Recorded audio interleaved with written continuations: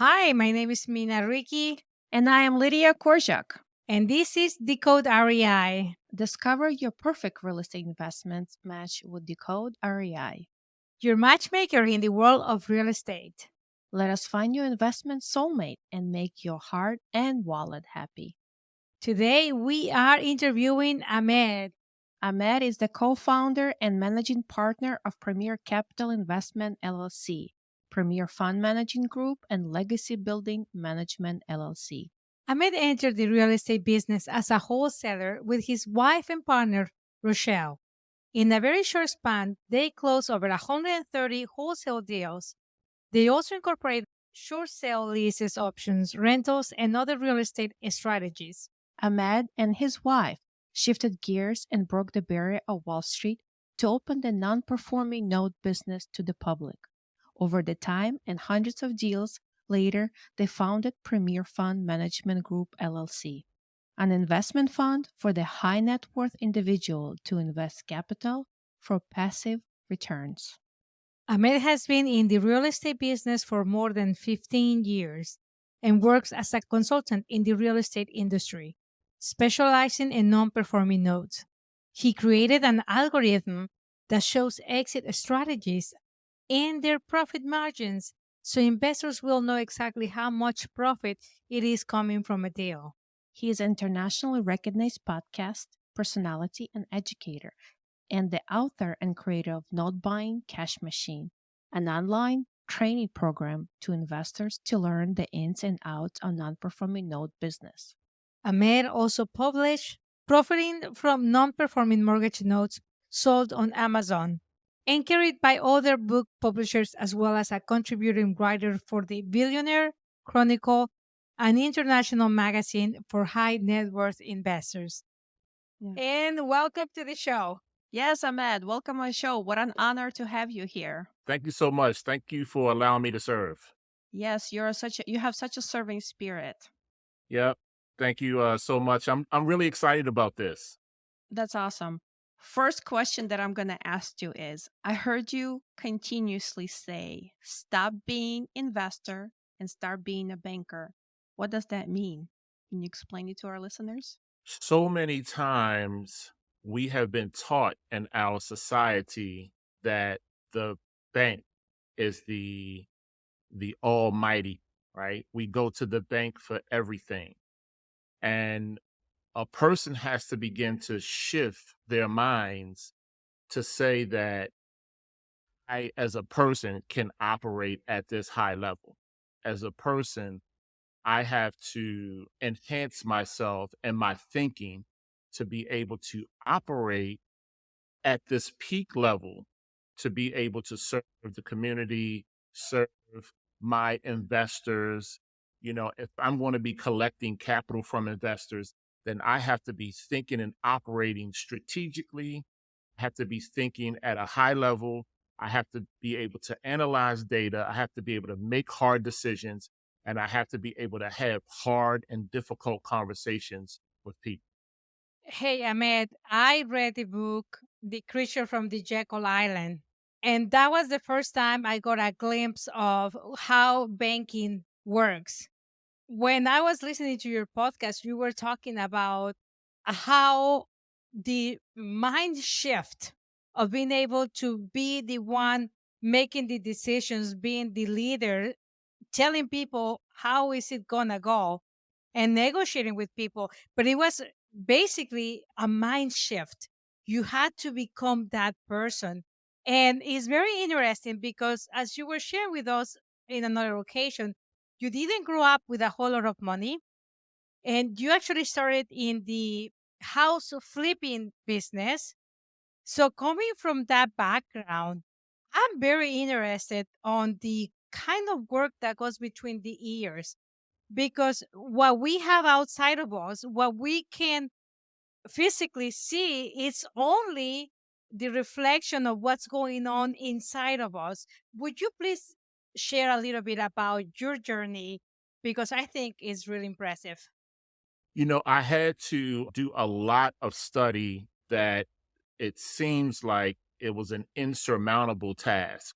And the reason that it seems insurmountable is as I was growing and I was beginning to understand certain things and talk to my family and friends, just general conversations, I began to see the distance mentally that I was putting between me and them.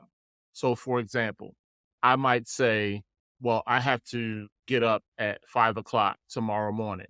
And my brother would say, for what? And I have to say, well, I have to exercise. And he's like, that's dumb.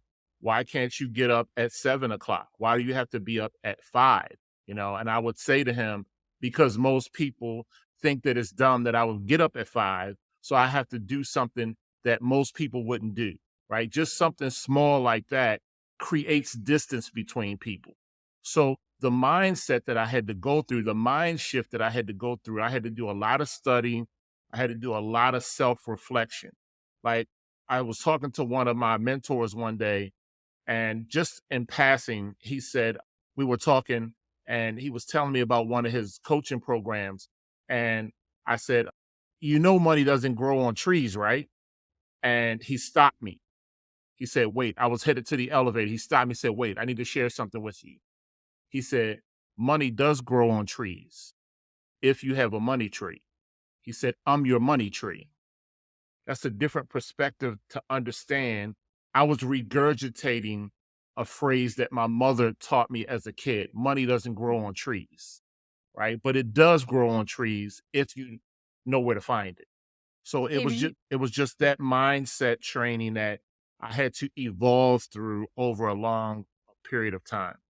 yeah, I grew up in a Catholic, very Catholic society culturally, and we almost think that money is evil. Mhm. We managed to recreate the Bible to tell us stories, and it's a very strong, very hard brick to break, especially because, like you said, your old friends, your own family, and you even call it your old demons don't want you to leave. They want you to stay with them. Yes, Right. I remember there was a famous scripture because I was raised in the church with my mom, and there was a famous scripture that she used to say. She used to say, "It's easier for a camel to get through the Yeah. eye of a needle than it is for a rich man to get into heaven." And I Yep. said to her one time, I got slapped when I said this to her, but I said to her, "Well, money is so bad. Why is the church always asking for it?" I got slapped for asking that question, but but again, like we're all taught that money is a Mhm. bad thing. But in my mind, what I began to understand is that I want to generate as much capital as possible because I want to be able to change the living standards of a country. I want to Mm. be able to change. I want to do something huge, like rebuild a bridge in a company, a country, change the economic status of a community. Like, what can I do that's going to be so impactful? One of my famous people that I love is Andrew Carnegie. And Andrew Carnegie, the steel giant in the United States, he donated a tremendous amount of money to the United States to start the public library system. In Mhm. his mind, he said that if people had access to the information, we could build a great nation. We know that most people still don't go into the public library to read books, but donations that he made to the country for the public library system still is running 100 years later. I want to make that type of impact. Talk about impact. I'm going to switch a little bit into what you're known for. Can you explain to our listeners what non performing notes are and how they work as an investment opportunity? Yes. So, non performing notes, financial institutions are required by law to maintain 10% of their overall balance and defaults on their books. And that means a non performing note or a default is a mortgage that the homeowner has stopped paying on for whatever reason. The homeowner has not been paying on this mortgage. So the bank gives it the designation as a default or a non-performing note or loan. And primarily, the bank and the financial world sees this type of asset as trash. Hmm. They literally deem it as trash. When my wife and I was in traditional real estate and we were going to people's homes and we were talking to them about selling their properties to us and things like that, and we would find out that, wait a minute, these people are behind 6 months, a year, 2 years on their mortgage. They haven't paid. We were like, well, what is going on? How is this possible? But also knowing that we're sitting in their living room, we're watching the parents interact with the kids, we're talking to the husband and wife, we're finding out that the family has gone through a death or the kids need to go to school or if they need food, what have you. And that is the reason that the homeowner has chosen not to pay the mortgage Hmm. in replace of providing a meal for the family. When we began to see that there were families behind these trash assets, we said, wait a minute, we need to be in the trash business then because there are families, these are good people, they fell on hard times, but the bank has deemed this asset as a trash asset. So brokers aren't even paid commissions on delivering these assets. So we said this is the business that we want to be in. Two things. One man's trash is another man's treasure, Treasure, right? That yes. just comes to mind because I do not see them as trash at all. I see them as treasure.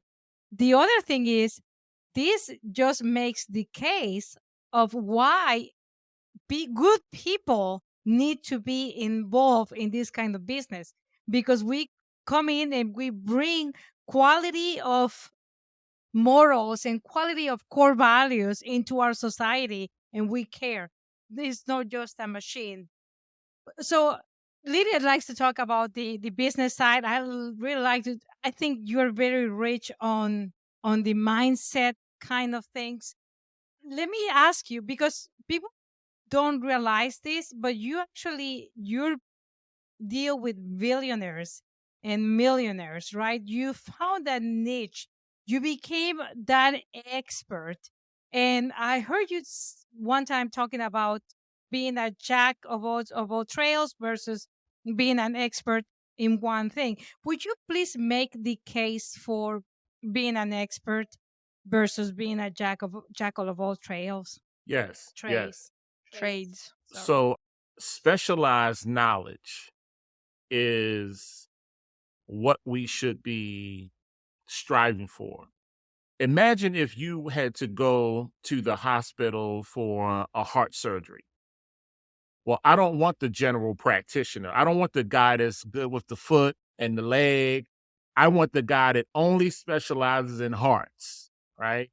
So, specialized knowledge is the key because that guy that specializes in just the hearts, he can now dictate his price. He can now set the price for whatever he wants to charge for his services. And when I began to really understand that specialized knowledge was the key and how to obtain that specialized knowledge, that totally changed the trajectory of my financial life. Wow, that's definitely being a specialist is it's a key, I think, in life. And I believe you mentioned two specialties in life.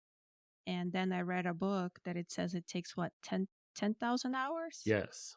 10,000 hours to become a specialist. So you're a specialist in non-performing notes. Can you explain to our listeners why is it such a good investment opportunity for NPLs? It's such an amazing opportunity to invest in NPLs for many reasons, but primarily because when the bank is looking at something that they consider to already be trash. They are looking to liquidate these assets at a discount. When I first even just heard that part of what I just said, my mind was blown. I said, so wait, they're willing to take a discount on money that they lent out. Why? Why would they do something like that? Well, I later found out that the loan is insured. Mm. So with the loan being insured, they're going to recoup their losses anyway. So the bank is going to sell me let's just, as a hypothetical, the bank may sell a $250,000 mortgage. Let's say they sell it for $50,000, but the homeowner still owes us $250,000. That's an incredible return on investment. That's not a return that you're seeing in any traditional market. The only thing that needs to happen is that I, as the individual, now need to be the specialist and figuring out how to make this relationship profitable. And I've been able to do that. Because added to that, it's the speed, the time that it takes to get the return on investment. Yes. So whereas, and the banks began to realize this, the bank understands that money today is better than money 30 years from now. So we're looking at the time value of money, the time value of money. So if on that hypothetical situation that I gave, if the bank sells me a $250,000 loan for $50,000, they sell that to me today. I may sell that loan tomorrow for $100,000. Instead of waiting for a long period of time to collect the whole 250,000, I might just take a quick $100,000 and be done, and let someone else that wants to spend that time focus on collecting all of the money. Whereas me, I just turned a quick profit. My investors' capital is secured and we've made money, and let's move on to the next. Mina, I had an interesting experience the other day. I was showing properties to a family with 2 kids, and we had 10 to see. After viewing about half, the family was getting pretty hungry, and they really just wanted to continue the other day. So what did you do? I went to my car and pulled out a bag of delicious Rickey Jerky. They loved it so much that we're able to continue our day without any issues. All the ingredients are 100% natural, plus every strip is seasoned, marinated, and smoked by hand to give you the best experience and slap you back into the gear. But I need to buy some more. Oh, just head over to rickysjerky.com and use the discount code, the code REI, for 15% off your first order. So whether you're a busy real estate agent or just looking for mouth-watering snack on the go, Rickey Jerky got you covered. So how long will it take for an investor from the time that they invest with you to the time that they recover their investment plus some profit? So it depends. All right. When we start talking about time frames, it depends. And I'll give you a few examples. It depends first on if me and that investor, if we're doing a joint venture partnership, right? If we're doing a JV deal, then the investor might get their capital back, let's say in 12 months, 18 months, whatever we agree upon. If it's in a fund, then the fund has specific lockup periods. So with the fund, it might be 3 years, it might be 5 years, it might be 7 years. And the longer that an investor has his capital in the fund, then the higher the returns. Got it. Does this works for residential and commercial space? Absolutely. Because once you understand, here's the beautiful thing. Here's the thing that I want to convey.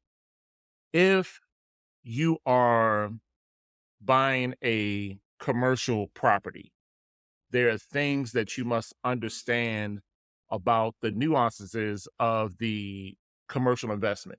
If you're buying a residential property, there are different things that you have to consider as well. However, when you are in non-performing notes or non-performing loans, the paperwork is all the same. Yep. I don't need to understand the different nuances of the commercial, whether it's industrial, whether it's, multifamily. I don't need to understand any of that. All I need to know is where to sign and what to put on a document. Because you are a bank, and That's a right. bank just needs to understand how banks can profit from being able to, yeah, bringing the capital in. Yes, that was huge for me to understand that operating as a bank with their mindset, I just need to know what's going out and what's coming in. The And asset that, mhm, the go ahead. asset is not important to the bank, Hmm. right? Most people are so caught up on, oh, look at this, and this has this type of design, and this is a colonial, and this property, this is 25,000 square feet of manufacturing space. The bank doesn't care about any of that. They only want to know with the money they put out, is it secured and when it's coming back? That is amazing. And that's what I've been noticing as well. What the banks are, the shifts, the mind shift from being an investor and a banker, it's two different things. And Yes. being as investor, sometimes for us, it's hard. So you also have another business, coaching business, and Mhm. you have a book and you had a podcast. Yes. Can you tell us if somebody wants to, join your membership, your coaching mentorship program? How Yes. can they do So that? what we do is we like to, okay, first of all, in my mind, I'm a winner. I'm Mhm. always a winner. And I have to constantly remind myself to operate at that level of constantly winning. So when someone wants to join our coaching program, we don't just say, hey, it's this amount, come join. No, we go take a student through an interview process and make them qualify themselves so that we can ensure that we are a good fit for them, they are a good fit for us, and that they're going to be compliant because we don't just want someone that just pays. We want the student to be a winner so that we can then say, we got this winning person on our team and we have that winning person on our team. We don't want to have people that say, well, I came in and I paid, but I decided not to do it and I did something else. So with our coaching program, we focus a lot on mindset. And one of the rules that we teach early on, and I'll share some of it here, is that 90% of all success is based on mindset. 90%. 10% is only the technical knowledge. So, how to do the notes and how to fill out the papers and all of that, I can teach a 5-year-old that information. But the 90% is where we have our toughest time because people are inundated with internal communication, what they're saying to themselves on a daily basis, and external communication, what they're hearing in the media and conversations that other people are talking about. So to manage that as a coach, I have to constantly be hammering at that. Somebody may call me up and say, a student may call me up and say, did you hear that this is going on and that's happening? And Mhm. this, I'm like, how does that affect us? Why are we talking about, why are we having these small conversations? We need to be talking about this type of topic and not that type of topic. And sometimes a person begins to feel a certain way when I won't allow them to express that communication that they've been inundating themselves with. I have to stop it and say, we need to focus on your success and not what's happening in the media. It's like junk food. We get addicted to it. We want some more. I Yes. just want to hear another 30 minutes and then I'll promise I'll get to work. Yes. And it's so hard to get off it. We were talking about it with another investor friend. And it's just a distraction. It's just a distraction. There is a setup of what we need people to think and how we want them to behave because this is the products we're going to sell them. And there is the ideological products and there is the material products and there is everything, but it's just a setup. So yes, cleaning ourselves from it's very important. But how does anybody go to do that? And as I'm asking you this question also, can you please share, because think that your family is very involved with the Mhm. business and we are big family supporters. So can you please share a little bit about that too, Ahmed? Yes. So my wife is my business partner. My sons handle finance in the business. They handle a lot of the operations Sorry. in the business.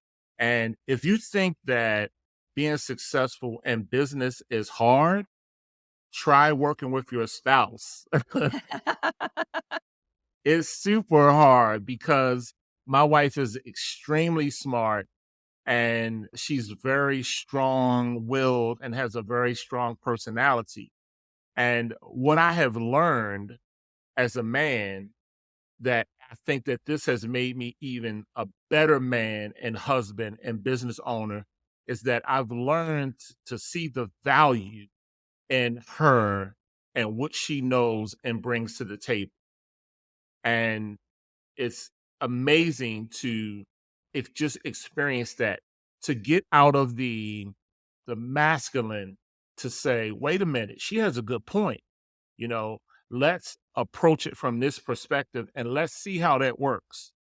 Not always thinking, well, I'm the man, it's going to be my way and I'm right. No, like let's address the issue from this her perspective and let's see how it works out. It's really hard, though, even for women to learn from our spouses. And I think just for people in general to be like, oh, you might have a point there. I think people just need to be a little bit more curious on how are you arriving to that conclusion and why are you thinking like that? And let me just get a little bit of understanding where you're coming from because I'm coming from here, but I hear you are very passionate about that. Yeah. So let me hear where you're coming from. So that's really good. And your kids too, right? Your sons, Yes. daughters. Yeah, so they're young, they're young men, and it took some time, but I would have to stay on them. Did you get the documents out? Did you go to FedEx? So I would have to stay on them. They're young, and they like to do young men stuff. And I'm like, y'all go ahead and do that. But when it comes to business and working in this business, we have to be 1,000% every time.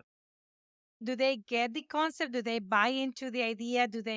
Are they part of the movement or are they wanting to do something different? Well, they are. They do their own things in their own time. So they have their own businesses and Shopify stores and they in crypto and they in other things.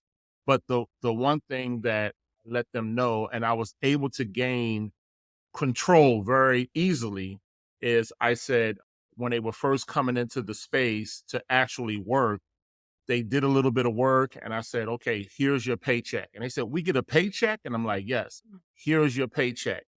And then the following week, they didn't do as much work.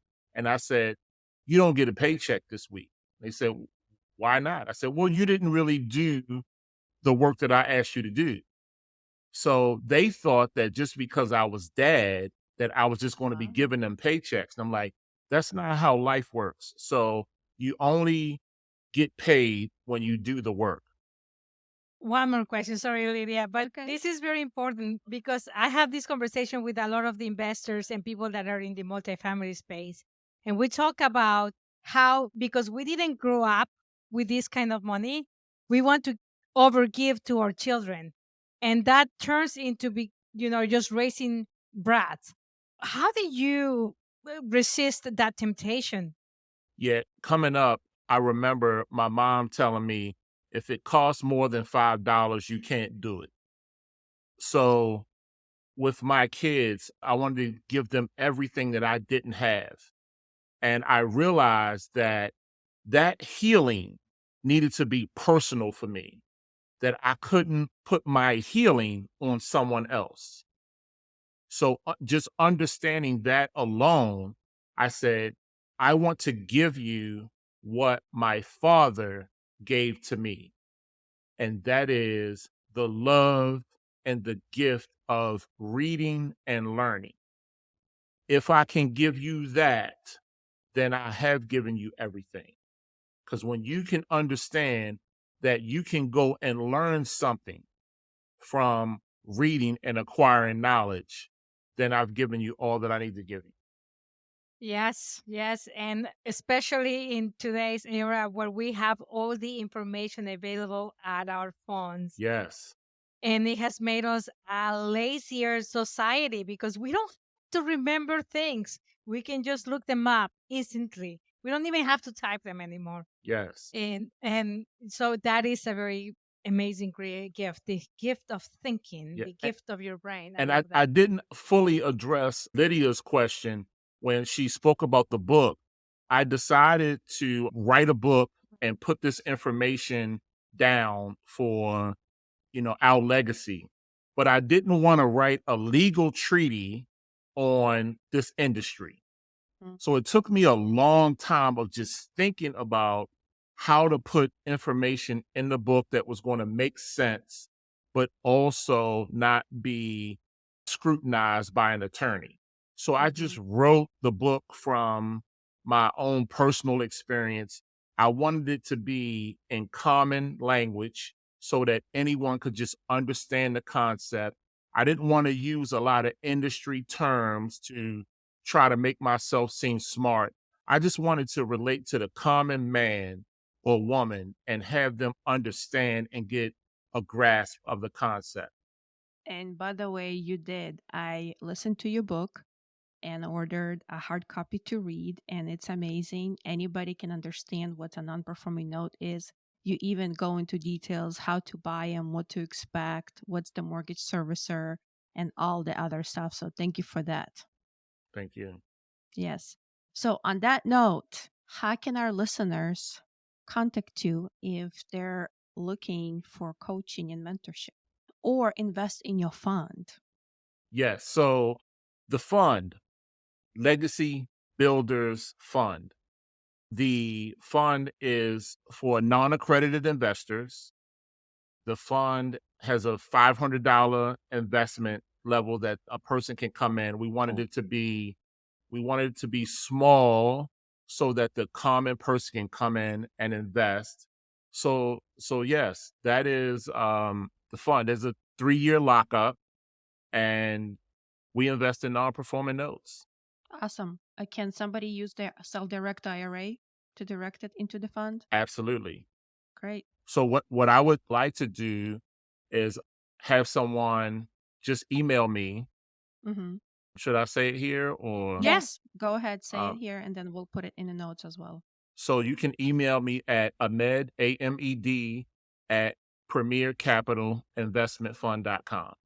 And then I'll, direct you on how to put your capital in the fund. But I like to check to make sure that, we have a conversation and that we have an understanding, because I don't want a person to just deploy capital and not Mm-hmm. have a conversation with me directly. And you also have a podcast. Tell us about your book, your podcast, the Facebook, everything. Where can people find you? So, Everywhere. yes, I have a podcast, Note Buying Cash Machine. You can find that. I talk about, notes and things like that. And, a person can easily go to YouTube and put my name in YouTube. There's some interviews there on YouTube. We have a private Facebook group called Private Banking Millionaires, and you can go to the Facebook group and we interview students there. We put up bio stuff, lessons, life lessons that we've learned in investing. We're going to also start doing case studies in the group so you can see actual deals that we're doing, and we want to just bring in more people, more common people into the industry. If we're going to save our country and help other people in the process, then we have to bring in common people and we have to begin to educate them on the space.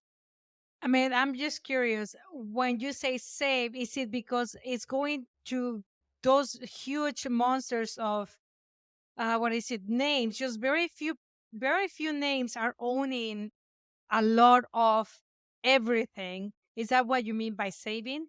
Yes, Okay. we want to diversify the financial world. If we can diversify the financial world, then everybody now has a seat at the table. If we're not diversifying the financial world and all of the wealth is just going to 5 families, then we are not a country any longer. We are A kingdom. a kingdom. Yeah. Hmm. So we want common people coming in because we're not taught finance in school. So we're not taught how money works in school. We're not taught that what we use is not even money, that is fiat currency. We're not taught any of that. That's an entire different subject that I can get on. But we're not taught these things. And because we're not taught these things, most people are financially illiterate. So it's our mission to bring people up to speed and show people what the industry is about, not talk to them in technical terms. First getting into the business, they said, well, we're going to send you a tranche. I'm like, what's a tranche? I'm like, oh, you mean an Excel sheet? They're like, yes, but we call it a tranche. I'm like, that's one of those terms that you're using to keep the common man out of the space. Just say spreadsheet. Call it like it is. Right. Absolutely. Yes. Yes. The funny thing is that when we're not sure of what we know, we also try to sound smarter. So we start using other kind of vocabulary. In reality, when somebody dominates that conversation, they really don't need to show off. So that's a great point. That's right. Yeah, we're getting to the hour. I We're know. gonna, yeah. I don't want So to let him go. Can we we're just keep him? we'll Yes. keep you around, but we're gonna say we're gonna say goodbye to our listeners. Thank you, and we're gonna leave the notes to contact Ahmed. Please do. His fun is amazing. You just heard about it, and contact us if you have any questions, or contact Ahmed directly. And see you guys in the next show. Thank you. Thank you, everybody. Thank you for having me. Bye. Bye.